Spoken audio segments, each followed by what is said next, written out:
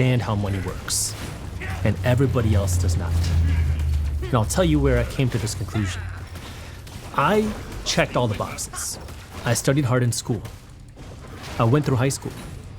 I went to college. I spent 1 year in graduate school. And then I went through law school. But I never once learned a thing about money. I never once learned a thing about building wealth. I never once learned a thing about investing. I never once learned a thing about passive income. But if you look at the wealthiest people in the world, they don't get there by working a job and getting a raise. They don't get there by working to climb the corporate ladder. They get there because they understand how money works. And they understand how to win in that economic system. And the crazy thing about that is we're all taught to trust the system. My parents are immigrants from a state in India called Punjab. And like many other traditional Indian immigrants, they wanted me to become successful. Now in my house, that definition of success was very simple. They gave me two options. I can guess. Well, option number one was, Jasprit, you can be a doctor. Yeah. Option two was, Jasprit, you can be a failure. Okay. And they said they get to pick which one. And this is me when I'm like 1 year old. That since the day I could start talking, my parents told everybody, not just people around us, they called my family in India, my family all around the country, that Jasprit is going to grow up and become a doctor because he's going to become successful. Now, I had nothing against that because I wanted to become successful too. I saw how hard my parents worked. My dad, if he got a Saturday and a Sunday off, it was considered a long weekend. I mean, my parents bust their butt, and I wanted to become successful so I could give back to them. And they told me that if I wanted to become successful, the way I do that is by becoming a doctor, which makes sense because when you're in school, you get those like pamphlets, those career pamphlets, and they show you the different career options you have. And anytime you look at that, the top of the list is always doctor. And so they said, Jasprit, if you want to become successful, you have to become a doctor. And because we came to this country, you have to become successful, so you have to become a doctor. Now, I didn't think anything wrong with it because I liked the idea of becoming successful, so I went down that path. Now, along the way, I realized I didn't want to be a doctor. I told my parents that I'm not going to be a doctor. My mom almost had a heart attack. My dad couldn't believe it. And so my dad essentially told me that Jasprit, if you want to keep any pride in the family, you have to at least become an attorney. So I said, okay. I went to law school part-time, worked on my business full-time. Now, today I am a licensed attorney, but I've never worked a day as an attorney. And the reason why I've never worked as an attorney is because it's just not worth my time and it's not where my passion is. And along that way, that's when I learned that we're taught, this is how you win. Go to school, study hard, get good grades, get a good job. And if you continue working down that path, you're going to become successful. But if you look at the successful people, that's not the path that they followed. And if we take a look at the three things that have built more wealth than anything else over the last century, it's starting a business, investing in real estate, and investing in stocks. Yet, along my entire educational path, I was never taught that. We're focused on how do you get a good job, but all wealthy people are focused on is how do I grow my assets? And that's the key difference here, is wealthy people are working to own the corporate ladder. Everybody else is working to climb the corporate ladder. And then the next thing, I'm going to go back to what you said, assuming that you don't have rich parents, because most people assume that you have to be rich in order to do this. You need millions of dollars. You need access to all this money. But that's not true.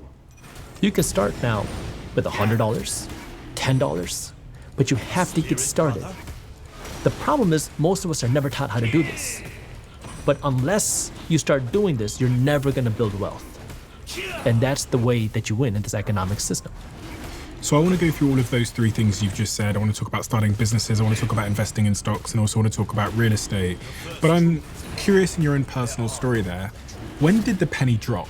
Because it's so interesting. In my life, there's key moments where I got to see behind the curtain. And when I say see behind the curtain, I'll refer to my friends when we're speaking privately, I'll refer to it as money games. Like the day where I saw these billionaires playing money games that I didn't know existed. And I was there working my butt off, working in call centers or building whatever. And then I got to meet a billionaire, got to spend time with them, got to see behind the curtain, and was like, oh, they just play these money games, which nobody else has been told about. Right. When was the penny drop moment for you? You qualified as a lawyer. Why didn't you end up pursuing that? Something happened. Yeah, so when I was in grade school, I began working at Indian weddings. I played a drum called the dhol. It's a Punjabi drum. That's where my family is from in India. And I used to play this drum at weddings. Now, my parents didn't like that I did this because anything that was not math or science was like, you don't do this. So I had to play this drum in secret. But I played at weddings, and I started to make a little bit of money. And by a little bit of money, I mean $50 per wedding when I was in middle school, then maybe $100, $200 in high school. And one of the DJs that I was working with said, Jasprit, you know a lot of kids in high school. How about we host a teen party for some of these kids in your school? I was like, okay, well, why not? So we hosted this teen party, and it was a big success. And at the end of the night, the DJ then starts paying out all the costs because we were going to go in 50-50 on this business venture. And then we pay out the money for the security, for the venue, for the marketing. And then he says, all right, let's count our profits. And he has 4 bills in his hand. 1, 2, 3, 4. There's 4 singles left. $2 for him, $2 for me. And I saw that we put in so much work into this business venture, into this idea, into this first party. And we made $4 of profit, which we split 50-50. And at that moment, he was really upset, but I was really not upset at all because I was like, this was fun. It was a lot of fun putting this together. But in my mind, it was just one of those hobbies that I was doing because I needed to become a doctor. Well, I did a few of those teen parties when I was in high school, and now it was time for me to go to college. I was 17 years old, and I get there, and I see everybody partying, drinking, blowing money they don't have. And I was shocked. I had no idea that people went to college to party. And I had no idea people got the money to spend money on all this alcohol. I don't drink. I'm not into party. But now I needed something to do on Friday nights. And so now I'm thinking, what do I do? How about I take this teen party business concept that I had in high school and now do it in college? So I was 17, and I started knocking on the doors of all the bars, venues, restaurants, trying to see if anybody would let me host a party there. And in the beginning, some said, sure, you can host a party here. We just need a $10,000 deposit. I don't have $10,000. I was 17 years old. So I kept going. Some said I need a $20,000 deposit. But eventually I found this one club that said, yeah, you can host a party here. You don't got to pay us anything. Just pay us half of the cover charge that you generate. Pay us 50% of whatever revenue you generate. Now I'm in business. I made the same arrangement with my DJ. I said, look, how about you DJ for me for free, and I'll split whatever profits I make with you. And that was the beginning of my first real business. It was this party promotion company, which then became an event planning company. And it grew pretty big in college. I mean, I started off by hosting these one-off parties. Then I was contracted by one of the largest clubs on campus to host their weekly college night. So I was hosting their parties every week. We were hosting official shows and after parties, and it grew pretty large. And now as this business starts to make money, the first thing that I realized is I don't need a license or a degree to make money. I thought that was something that I needed because I thought I needed these good grades to qualify for this thing to make money. So that was the first kind of shock and realization. The second realization that I had was I knew nothing about money. I was making a little bit of money, and I was very fortunate that I started reading books about money and business. And I started reading these books. And the first thing I learned was the difference between an asset and a liability, which were things I had never heard of before. An asset is something that puts money in your pocket. A liability is something that takes money out of your pocket. Wealthy people want to own assets. I was buying a whole lot of liabilities because I was working in this party promotion business and I wanted to look the part. So I would make a little bit of money, buy a nice watch, make a little bit more money, put some new rims on my car, put a new sound system in my car, put a new subwoofer in my car. I mean, I was blowing money on all these dumb things to look like I was rich. But in reality, I was just making a lot of other people rich. And then I learned about this thing called investing, which really started to upset me because I thought I was doing everything right. And I'm reading these books that are talking about how every wealthy person invests in real estate. I have no idea what that means.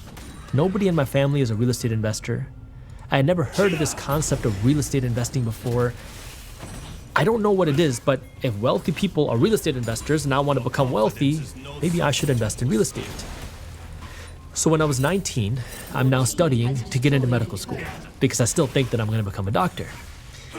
And I was bored out of my mind because I would spend all day, 10 to 12 hours a day in the library studying. And this was around 2011.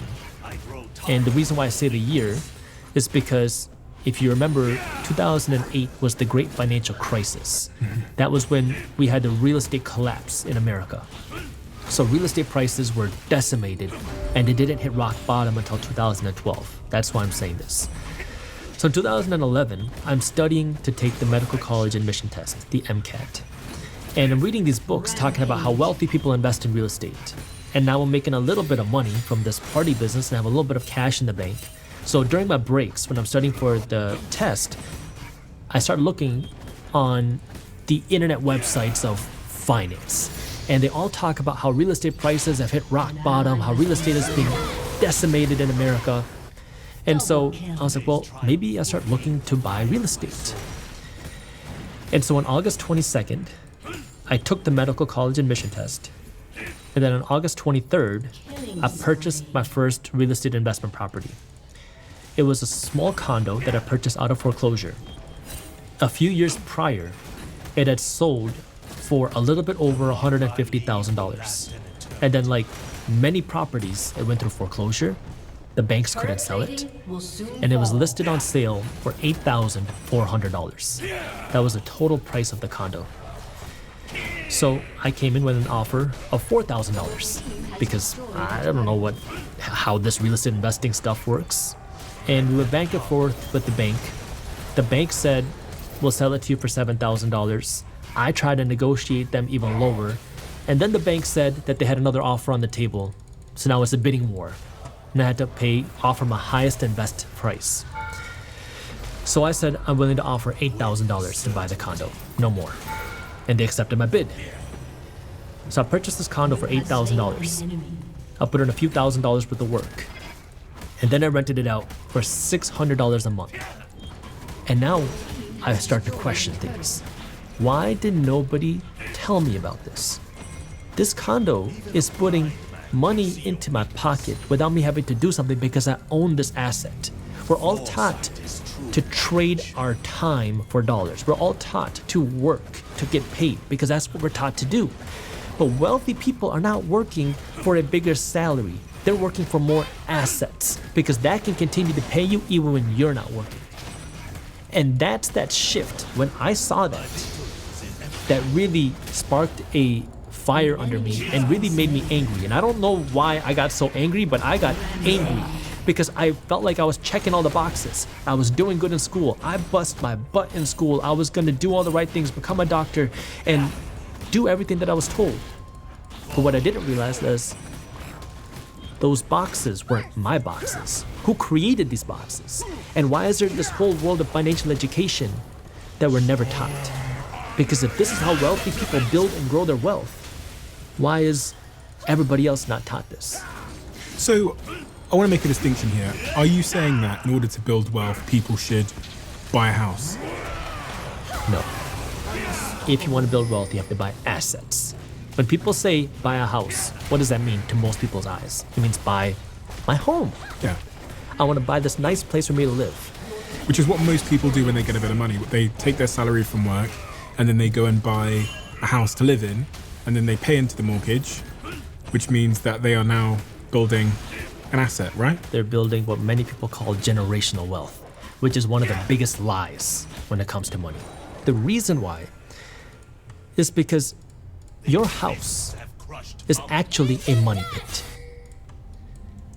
And that's why I want you to think of your house as a liability. But I want you to hear me clearly. I'm not saying you shouldn't buy a house. I'm not saying it's bad to buy a house. You have to treat your house like a liability. This suit that I'm wearing is a liability. This watch is a liability. My shoes are liabilities. Should I not buy them? No. I gotta make sure I can afford them. So when people think about buying a house, what do they think of? They think, I'm gonna build generational wealth. I'm gonna build wealth, I'm gonna pay it off, and I'm gonna be able to have more freedom in my life because I can own this house. Let's go with the best case scenario. You buy a home for, let's call it $300,000. You pay it off. And throughout your lifetime, this $300,000 home grows in value to $1 million. And now you're gonna say, Jaspreet, I've showed you this is an asset. My house tripled in value, more than tripled in value, and now I'm gonna pass it down to my kids. So now, yeah, your kid's got $1 million house, but unless they have the income to support paying for $1 million house, they might have to find some more cash. Now what do? Because you can't just pull cash out of this house, right? I mean, it's not an ATM unless you go to the bank. The bank will give you the cash because the bank says, oh, you have $1 million house. How about we loan you $800,000? But that's not an ATM because you have to pay that money back plus interest. And now unless your kids have the income to pay for the property tax, to pay for the insurance, to pay for the upgrades, to pay for the maintenance and the mortgage, they can't afford that house. So maybe now they have to sell. Okay, now you sell it. You got $1 million. Great, we're not even gonna talk about taxes right now. But you got $1 million. You're rich. But if they don't have any financial education and you have $1 million, what's gonna happen?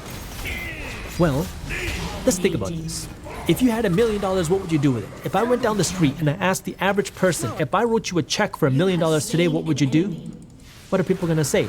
I'm gonna go to the Bahamas. I'm gonna buy myself a nice house, I'm gonna buy myself a nice car, buy myself some nice clothes, go to the Gucci store, go to the Louis Vuitton store, and buy myself the extra guac at Chipotle. That's what the average person will do. Now maybe you're a little bit more financially smart. You say, I'm just gonna live off of $50,000 a year. But after 20 years, you have nothing left. Not to mention the fact that 10 years from now, that $50,000 a year lifestyle is gonna buy you half of what it can today. So now let's go back to that situation. You thought you built generational wealth. You did a good thing about paying off the mortgage because you don't have to pay the mortgage payment. But is that really the type of generational wealth that you want? And now to fully hammer this home, I'm not saying it's bad to own a house. It's actually very great. It's an amazing thing to own your house free and clear because now you can rest assured, you don't have to worry about the mortgage payments. If you have the financial education, that's great. But let's talk about now the real way to do this and build true wealth. When I buy my real estate investment properties and my property values go up, the rental values also go up. The rent is what pays for the maintenance. The rent is what pays for the upgrades. The rent is what's paying for the property taxes and the insurance. The rent is putting money in my pocket. And this is cash flow that I can use. I can use this cash flow to buy a vacation. I can use this cash flow to buy food. I can use this cash flow to pay for my lifestyle. But your house doesn't do that. You have to pay to live in your house. But people think, they're getting their mortgage payments, they're spending whatever they are, spending on their mortgage payments. They think we're kind of told that mortgage payment is an investment into an asset. Your mortgage payment is a payment to your bank. Banks are not stupid. In fact, they're very smart. Banks do something called front-loading your mortgage. What that means is if you go out and get a 30-year mortgage, which is what many people do in America, and you pay $3,000 a month on your mortgage, you're not paying $1,500 to your interest, your bank, and $1,500 to your principal, your equity. The way it works is banks front-load your mortgage, which means for the first almost 15 years, it's about 14 years and 8 months or so, but for almost 15 years of your mortgage, the first 15 years, the majority of your mortgage payment is going directly into your banker's pocket in the form of interest. Which means if you're paying $3,000 a month on your mortgage, for the first part of your mortgage, maybe $100 is going out of the $3,000 into your equity. The other $2,900 is going right into your banker's pocket with interest. And now, after 15 years, now half of your mortgage payment is going to your equity and half is going to interest. But if you refinance before that 15-year mark, that starts over. And so this is where banks understand the game. Again, I'm not against buying a house, but you got to understand the game of money. And most people don't understand that. And so the mistake that people make is they buy a house they can't afford, and now they're paying all this money into their mortgage, thinking that I'm building wealth. They no longer have money to save. They no longer have money to invest into other real assets. And their money is just going to pay down the mortgage, thinking that this is going to build my wealth, but you've been sold a lie. This term opportunity cost. Most people don't know what this term opportunity cost means, but it appears to be very pertinent to what you're saying, especially when you just said this is money that you can't then invest in assets. Can you explain what opportunity cost is and how it's impacted if you buy a house? Sure. If you have, let's make the numbers very simple. You want to buy a $100,000 home, and let's say the banks require a 20% down payment, $20,000. You can do a few things. Number one, you can take that $20,000 and go out and buy this house. And now that's how that money has been used. But if you use that money to buy the house, you lose the opportunity to take that $20,000 and say, use it to buy a rental property. You lose the opportunity to use that $20,000 to invest in the stock market. You lose the opportunity to take that $20,000 and maybe build a business. Now the question is, what is going to give you the best and most growth? Now, hopefully this house that you buy will go up in value. It's not guaranteed. We know that houses don't always go up in value, no matter what your banker says, no matter what your real estate agent says, because we saw what happened after the 2008 crash, where real estate prices were slashed in half. It was as much as 93% real estate values dropping in the state of Michigan, where I am. So we know real estate prices don't always go up. Stock prices don't always go up. Businesses don't always work. Everything has a risk. But now the question is, which risk do you want to take? And which risk do you want to take first? Are you in a situation now where you're ready to go out and buy a house? Or do you want to build your wealth first, a little bit more? And that's the question that I want people to start thinking is, am I ready to buy a house? And then people say, well, if I go out and invest my money, the problem is housing prices keep going up. I'm chasing this housing market. It keeps getting more and more and more expensive. And you're 100% right. It's a risk.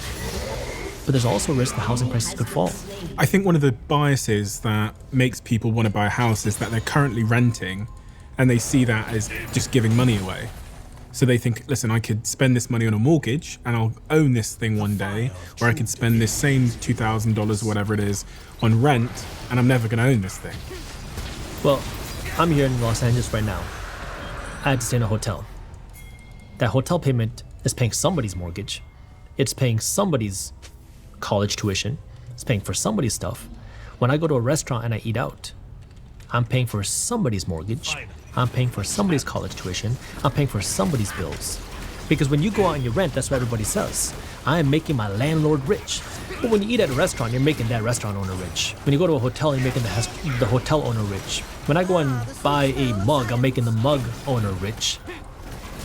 And the reality is, yeah, it's good for you to own a house.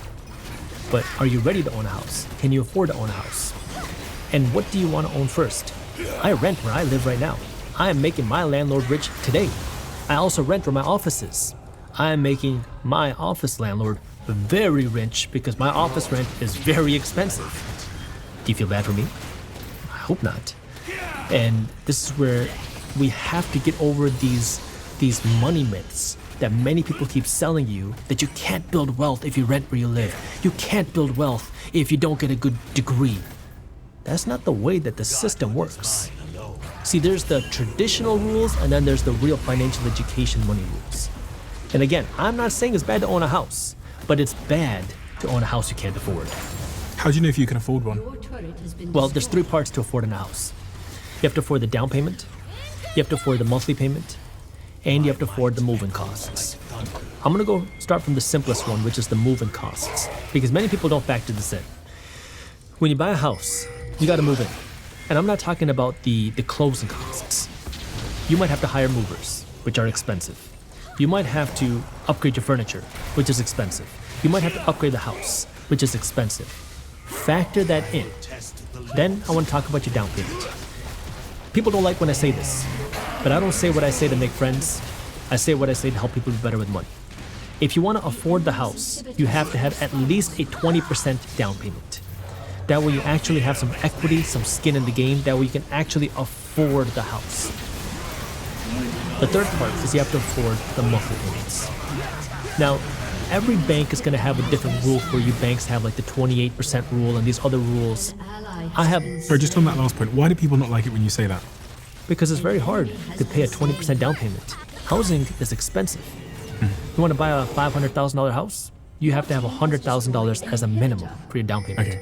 And that's extra cash. Great. Now, if we talk about the monthly costs, the simple way that I like to follow it is you have to have a system for yourself. You have to know how much money you are allowed to spend, how much money you need to be investing, and how much money you have to be saving every single month.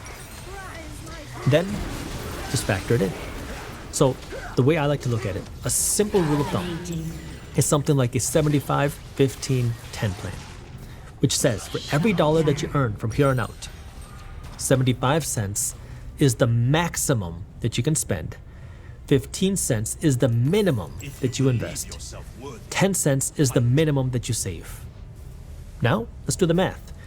If you know that you make, let's call it $100,000 a year, that means the max you can spend out of the $100,000 is $75,000. So if out of that $75,000, you can afford your mortgage costs, you can afford your food, you can afford your vacations and lifestyle, then sure, you can afford it. But if you can't afford that, then you can't afford that mortgage. And the reason why I like to go by this rule is because some people are going to say, I can live in a small house, I just want an expensive car and some nice vacations. Other people are going to say, I want a beautiful home. I don't care about the car and vacations. So now you can factor it all in there. How much can you afford out of that 75% of what you make? Do you think people even know how much money they spend? No. I was thinking, I wonder how many people listening right now know over the last 6 months the exact figure that they spend every single month. Most people, statistically, are living paycheck to paycheck. So they're basically spending everything? Or more. Okay. 78% of Americans are living paycheck to paycheck, which means I make some money and I spend all of it or more. There's a joke that I like to make, which is in the traditional Indian culture, people make $1 to spend 20 cents.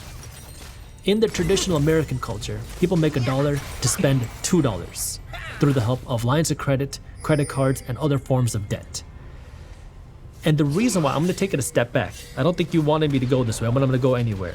Anyway, we live in what's called a credit-based economy, which means if you make $50,000 a year, you don't live off of $50,000 a year. At least most Americans don't. Smaller than the diagram. We live in what's called a credit-based economy, which means you have the ability to spend the $50,000 you earn plus debt. Because as you make more money, as you have a good job, you become more creditworthy. And so as you show the bank, hey, I made $50,000, they'll give you credit cards, they'll give you lines of credit, they'll give you whatever types of debt that they can. That way now you can go out and spend $60,000, $70,000, $80,000, because that's what grows the economy. The more money you spend, the richer somebody else gets. And so now when you live in this credit-based economy with no financial education, people spend, the economy grows, and most people have no idea what hit them.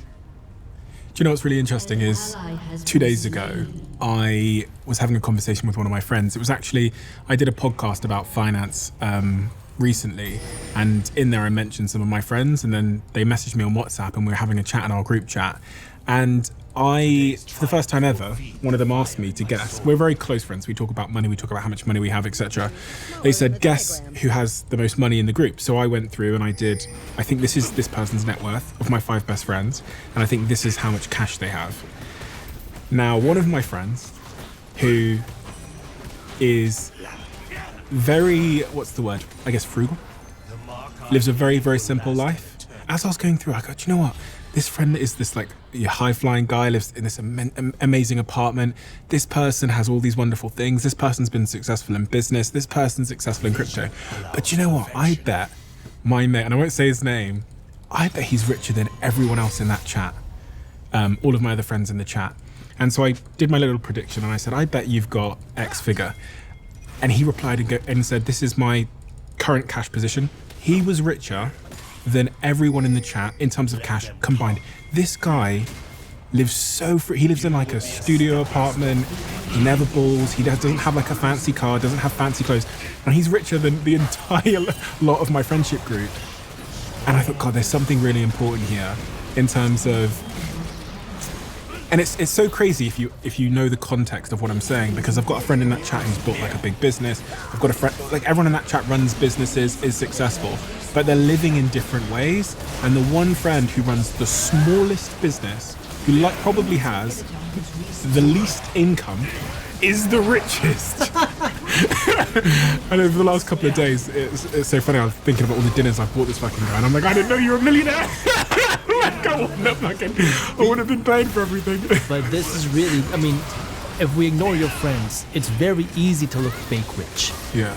Because everybody will give you a line of credit. If I want a Gucci purse and I can't afford the Gucci, guess what? I can buy now, pay later. I can open up a credit card and buy the Gucci and look like I'm rich.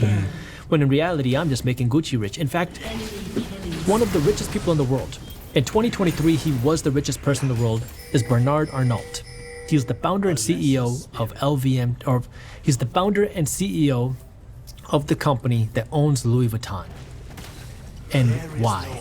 Because millions of people pay him to look rich, when in reality, he's the one that's getting rich.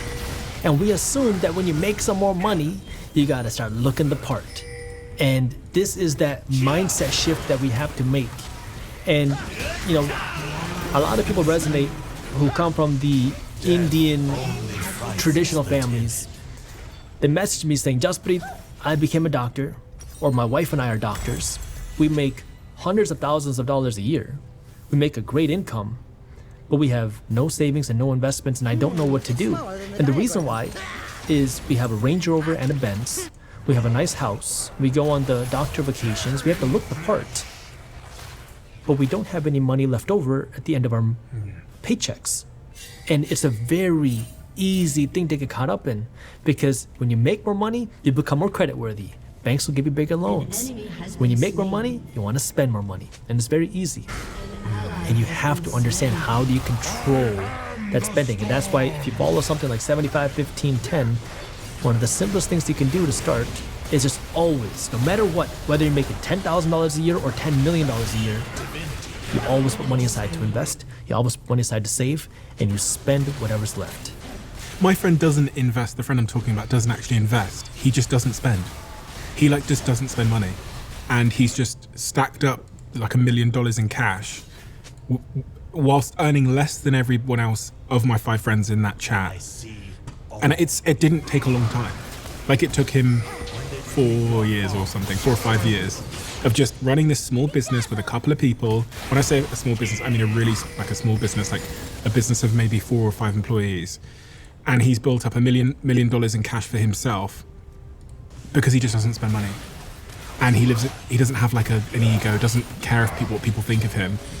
Yet my other friends who are earning maybe 5 times more a month have 5 times less cash than him. It was so inspiring. It was honestly so inspiring, because it says something about the importance of saving. But who the hell wants to save? If I titled this podcast today, something about saving, no one's going to click. It's not fun. Saving isn't exciting. Who wants to go out and save $2,000? Who wants to spend less money? We want to buy more nice things. But unless you can control the spending, unless you know how to save, you will never build wealth. Do you know, for people that are in that paycheck to paycheck cycle, which I was in for many, many years of my life, where I'd get paid for my call center, I'd go and spend the money, and I'd pretty much spend all the money within the first couple of days of getting the paycheck, and I was just waiting the next 3 weeks for the next paycheck. What advice would you give them about getting out of that cycle? Because you almost feel imprisoned by that cycle if you're Absolutely. in it. Well, before I give the advice, I want to explain to that person what's happening. because you are the prime customer for our economic system. Banks love you because they can sell you payday loans, they can sell you credit cards, they can sell you lines of credit, and they can keep you in debt for the rest of your life, which means you keep making the bank rich. Corporations love you because you're not going to think twice when we show you this nice bag, when we show you this nice vacation. You're going to want the stuff, and so we love selling you the stuff. The government loves you because you're going to pay the highest taxes. Employees pay the highest taxes. And so when you're in that situation, you are making everybody else rich at your expense. And so if you want to break out of this, the first thing is you got to understand, you need to make yourself rich before you make everybody else rich. Because when you're spending all your money, you are putting your money into their pockets. And you have to stop that. You got to keep that money for yourself. You're in a boat. Think of it this way, you're in a boat. And this boat has water just flowing in, and you are sinking. And you got to start by sealing the holes. You got to stop the water leaving. You got to stop the water coming in. You got to stop the bleeding. And that means you got to stop the spending. So, if you are in what I call the financial danger zone, which is you don't have $2,000 saved up for an emergency,